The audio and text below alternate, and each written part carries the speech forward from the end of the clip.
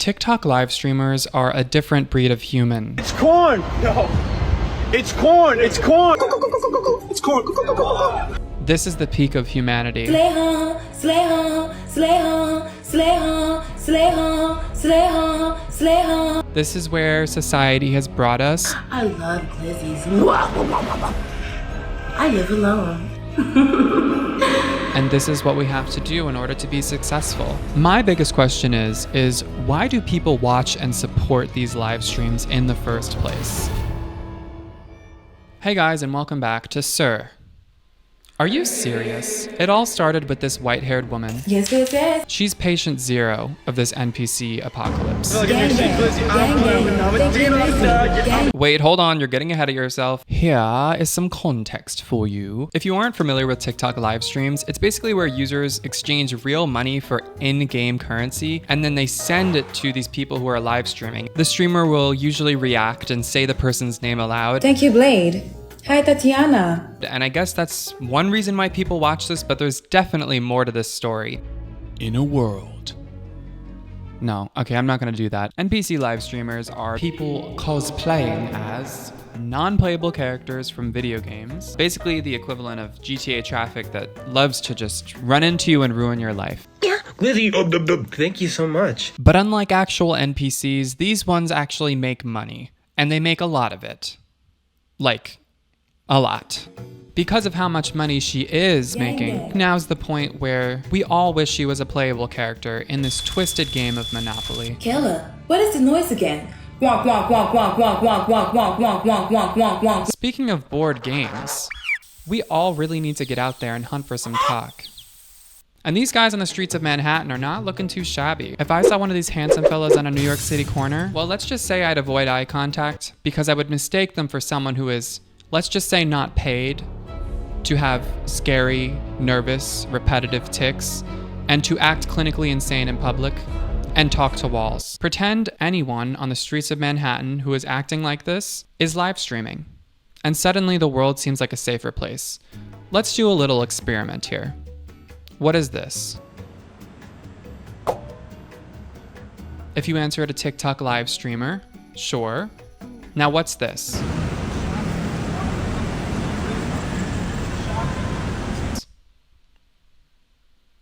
This is a person with schizophrenia. One streamer in particular really caught my attention. His name is Eminem. Sorry, his name is Harrison X. Flint. He hangs out on a corner in Soho, and people have spotted him left and right. I love club music, bro. How am I gonna dance at the club with high heels on, bro? Sprained an ankle, bro. Dude, you're shocking me, bro. Where's that party at? What was that? You could call this a performative art or acting, and it is pretty impressive that people can act like this. That aside, I'd be doing this too if it meant I could have $10,000 a day. I could buy so many glizzies and so many tacos. But listen, while I can't do that anymore, because honestly I think I have a little bit more self-respect, I understand why he does. He makes good money on this. Not only that, he's a musician and he's pretty good. Short and sweet, feels like you stand up straight, 5'2", don't ask me where we are, I haven't got a clue. We were blurring the lines like... Oh, I'm sorry, I wasn't talking about the music. He's pretty good at, being a fucking asshole. As someone who lives in Manhattan, this is absolutely unacceptable. I'm not sure his parents really approve of this NPC lifestyle because he was locked out of his home. You guys aren't gonna believe this. I'm actually dead bolted out of my house right now in New York. So I actually have to sleep on the outside couch. I don't know, it doesn't really seem like his house. If this were your house, this huge mansion on Long Island, I don't think that you would have to be doing this on a Soho corner. I think that your parents locked you out in actuality. Tell me I'm wrong. When I told my mom I was starting a commentary channel, she said, "That's great, honey." What is that? Could you imagine what the reaction is from his mom here? "Hey mom, so I'm starting this new thing. It's hard to describe, you know? It's almost as though I'm going to lose my sanity on camera for everyone for a while, and they're gonna send me money in the form of hot dogs, roses, and spaceships. That is what it is.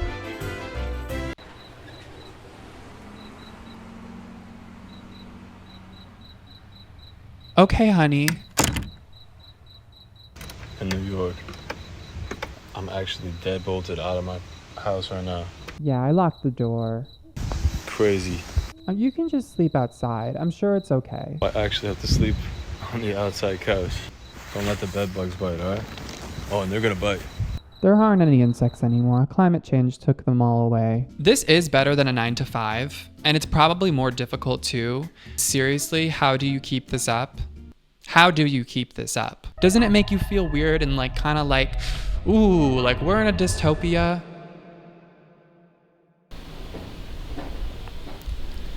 As I'm recording this, there is a violent storm going on outside. My patio furniture has knocked over and I'm pretty sure I hear screams, but it's fine.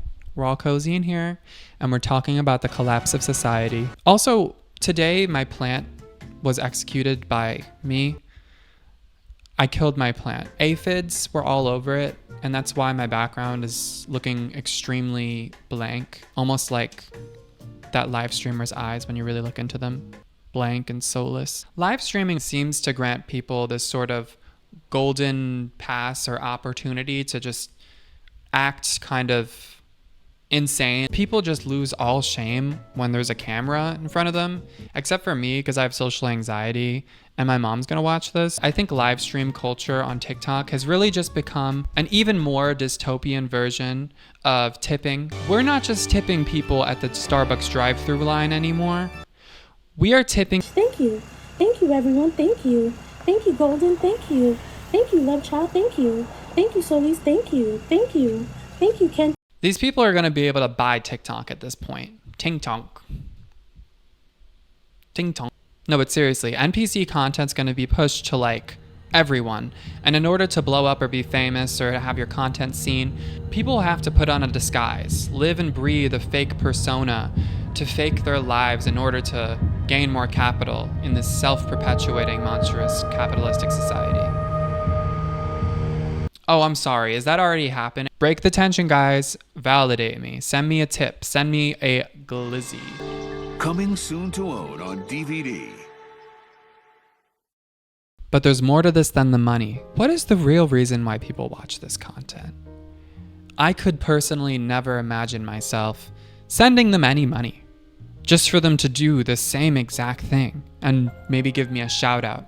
Here is my theory. Every day we strive to follow the same routine, and somehow this keeps us sane. Even during the pandemic, that's what people recommended, is following the same routine and just sticking to it. So it's not so hard for me to believe that people watch NPCs because it makes them feel safe. The possibility of change is low and it's stable. So being able to freeze time, someone who sits there live, stuck in a loop, bound by their own rules of sameness and repetition, it brings us comfort to know that there is stability. In times like this, that's what we need the most. We're healing and we're comforting our inner child that never wanted anything to change. And that's why people watch NPC content. We understand that reality, stability is not just something that comes to you. It's something that you have to work towards and make for yourself. But sometimes that's very daunting. So instead of facing that responsibility head on, it's easier to just watch someone who's stuck in time.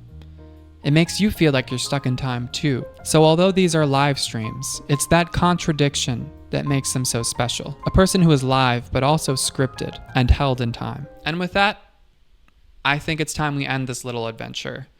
And to mirror this theme, you guys stay here as long as you want to. Take care of yourself. Bye.